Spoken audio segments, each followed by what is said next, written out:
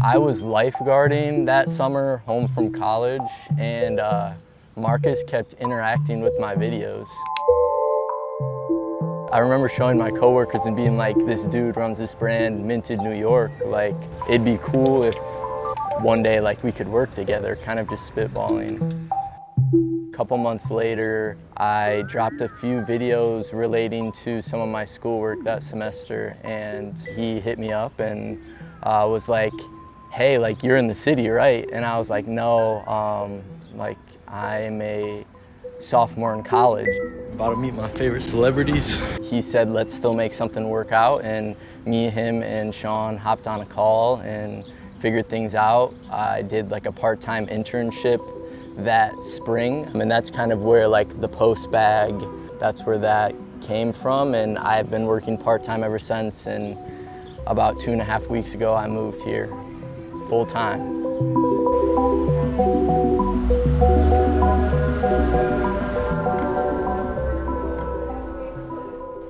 Any questions you have, we can discuss amongst ourselves. Perfect. And they won't be, they know that we're here. So. Yeah, thank you.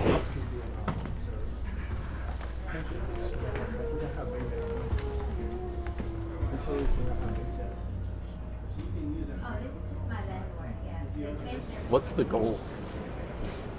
Get as big of a space you can get for as cheap as you need. Possible. Dude, I mean, this is the nicest one we've seen location-wise. That wasn't like, the other one we saw in Soho is, I think, 11 and a half. I mean, that one was like really, like if you set it up right, I think it could look really good. Yeah, I agree. Like there's plenty of room. I think it'd be hard to split it as a showroom, Yeah. like for people to make appointments. Because the door's positioned weird. If the door was, I guess if you took people off the freight elevator and it opened right into like a showroom spot where they can like browse what we have and try shit on, maybe. Yeah.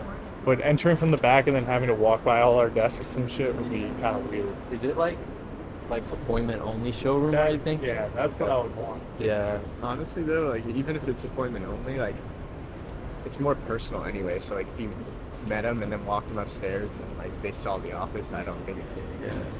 Maybe they'd like that.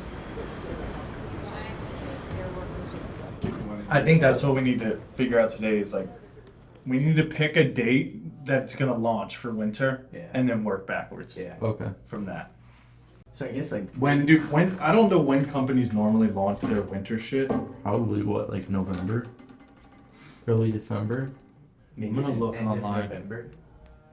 Like, It would be cool, like end of November after like marathon season, like fall marathon season, when people are starting to be like, all right, like gearing up for winter, no more marathons on the block. That's when people start like kind of transitioning. yeah, I think that's and the when- weather is starting to get a Yeah. bit colder, and we can introduce like the different layer pieces.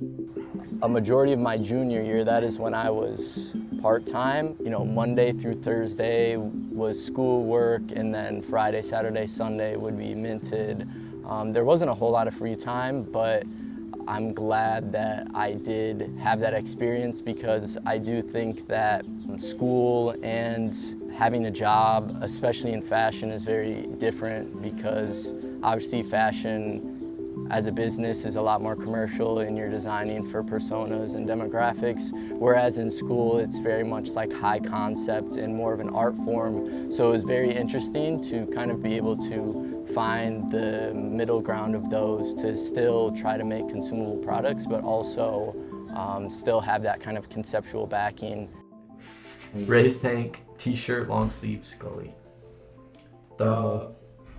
Yeah, are long sleeve and thermal same thing, or I don't we'll know. just differentiate? I think we should have a normal, like more of like an athletic long sleeve. Yeah. Like, The running jacket is the best piece in the whole entire collection. Yeah, I don't know how I pulled that out at the time in which it was designed, but I think it's not crazy. really. Yeah.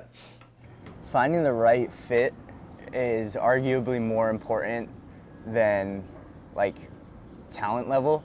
Obviously we got lucky with Clay because he's super talented and he's the right fit, but we were talking about this in the warehouse, where it's like you would rather have somebody who is a really hard worker and fits well with your personalities than somebody who's very talented but doesn't know how to work together with a team, or has like personality differences that prevent collaboration in sort of different ways. So Marcus and I always talk about like, You feel that, son? the first hire, the second hire, the third hire, the fourth hire.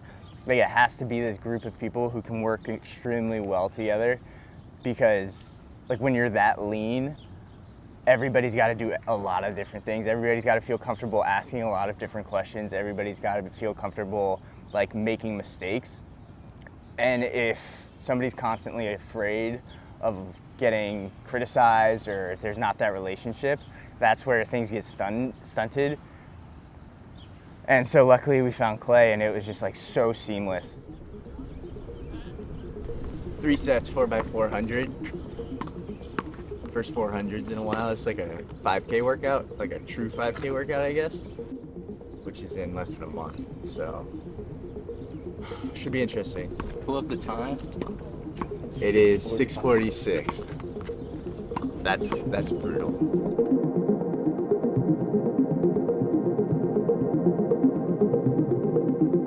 Yeah, I guess when it comes to talking about like someone who's willing to take on any task, we went to Saucony and I had never run, like seriously, and I obviously knew that they ran and they were runners, but I'm grateful enough that they also took me out there for that first collaborative meeting. While I was there, I'm pretty sure they talked about like tempos and thresholds and all of this stuff for like 5 hours, and I'm just kind of sitting there like nodding my head, having no idea what they were talking about. And I just wanted to be more useful in that sphere, so I started running. Obviously got really into it in the beginning and burned out so hard. So thankfully, as time has gone and I've gotten older, I've been able to find a better balance, because I am definitely more of a hobby runner, but I definitely love it as a sport and I respect it as a sport. I mean, they're super serious runners and the clothing should obviously reflect that.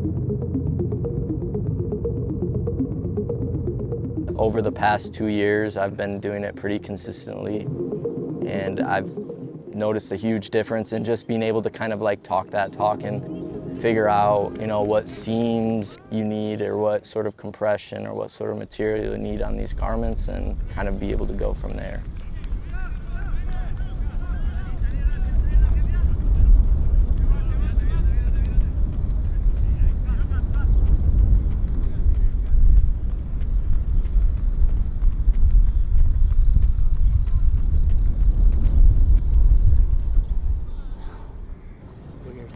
It's almost harder sometimes to like get yourself into the zone to hit like a hard workout mentally than it is physically. Like I always find it interesting that like when I got my blood tested with Mike, it was like your body can do it. It's like you also have to train your brain to like allow yourself to do it. And that's just been like a thing for me, especially in the marathon. It's just, it becomes like such a overhyped thing in my head that it ends up sapping all my energy and makes the race harder than it should be, makes any run harder than it should be. So learning how to just like mentally deal with that, while also obviously physically dealing with it, but like physically is just, you kind of know what to do. You need to sleep, you need to do all that stuff, but mentally is the harder part in my opinion. I think there's definitely like some excitement from all of us right now, given that we're really hammering down on some of the winter stuff. Logistically planning, production timing, making sure you have enough time to get final pieces from the production line in hand and like shoot them in a way that like makes sense. Yeah, obviously we're 3 of us. Yeah. We're kind of a lean team, but it makes it more rewarding when you nail it, and you kind of have to nail it. There's not really any choice. So we got good ideas, and hopefully by the time in a couple months we can look back on this video and say we did it, but until then, we don't know.